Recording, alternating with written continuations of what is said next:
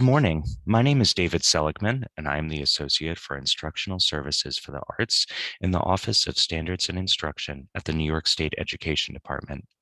Thank you for inviting me to provide this brief overview of the learning standards for the arts and music. My contact information is on the last slide of this presentation. Please don't hesitate to reach out with any questions. We will begin by reviewing the organization of the learning standards for the arts and music. The 2017 Learning Standards for the Arts and Music are organized into four artistic processes: creating, performing, responding, and connecting. The four processes are used as the first level of organization of the art standards. While they are represented separately and in linear order in the standards table, there is often overlap among the processes. Without any given lesson or unit, several processes and standards may be engaged at once during the learning process. Each of the four processes have 2 to 3 anchor standards. Each art discipline standards are specific interpretations of the anchor standards called enduring understandings. Enduring understandings guide the content of the performance indicators. The New York State Learning Standards for the Arts are based on a backward design curriculum model. Backward design prioritizes learning goals over activities, products, or instructional processes. The ultimate goal is understanding, knowing, doing, making, and experiencing, which are means to get to understanding. Enduring understandings represent the core learning goals, the big ideas, that students will retain long after the details have faded. Each enduring understanding is supported by essential questions that guide student inquiry towards the enduring understandings and ultimately achievement of the anchor standards. Essential questions are provocative, open-ended questions that provide avenues for investigation. The last level of standards organization are grade level performance indicators. These grade level performance indicators are listed by grade from pre-K to 8 and have 3 achievement levels at high school.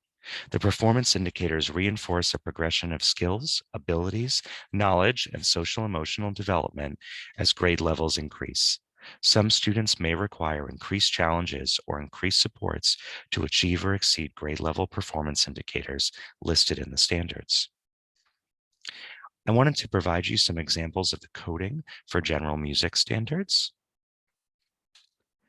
Please note that any word in bold in the standards is defined in the New York State Art Standards Glossary for Music, and anything that's italicized indicates increased rigor from the previous level in a particular cognitive or skill area.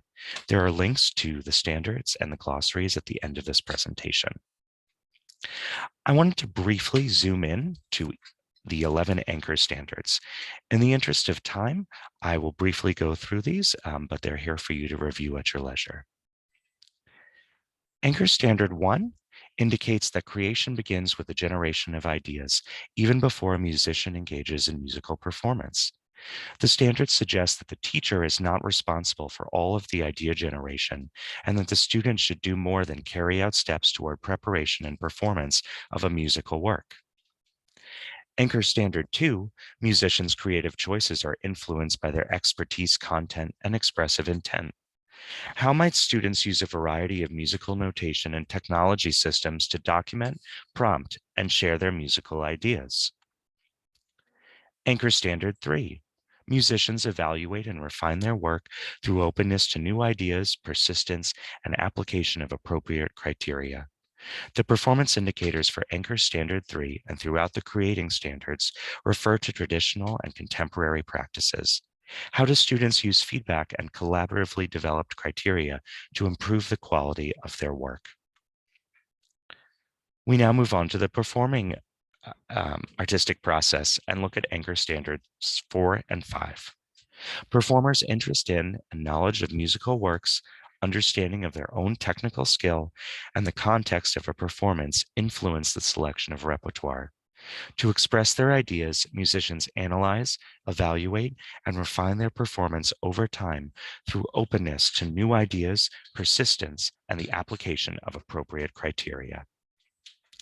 Anchor Standard 6, musicians judge expression and technique in prepared performances by using criteria that will vary across time, place, and culture.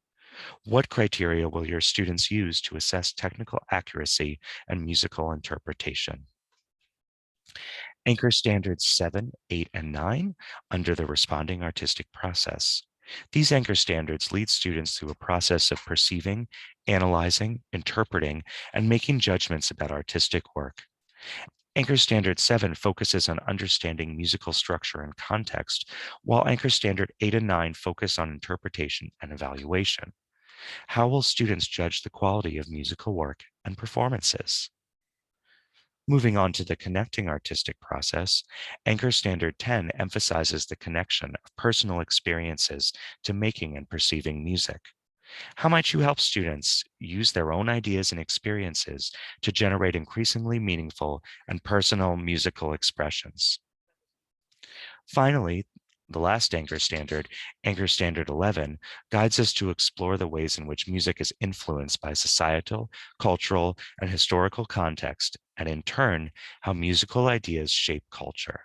How does music help preserve personal and cultural insights and values? I wanted to provide information on additional resources that are available to learn more about the learning standards for the arts in music and all disciplines. There are a series of professional development materials available on the department's Arts Professional Development webpage, linked to on this slide. A summary of professional development documents can be found here. There's also a direct link. We have think documents, standard self-trainings in all disciplines, and toolkits to assist participants and presenters in moving through the standards. Additionally, I wanted to provide you with links to the arts learning standards.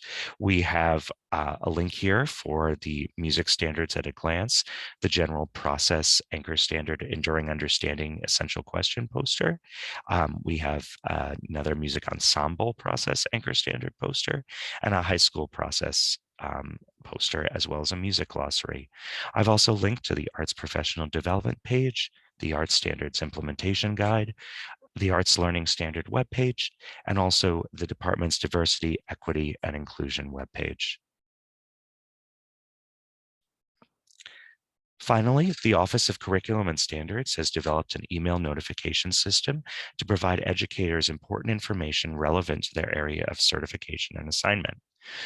Please share this information forward and encourage your teachers to join our notification service to receive updates from our office directly to their email.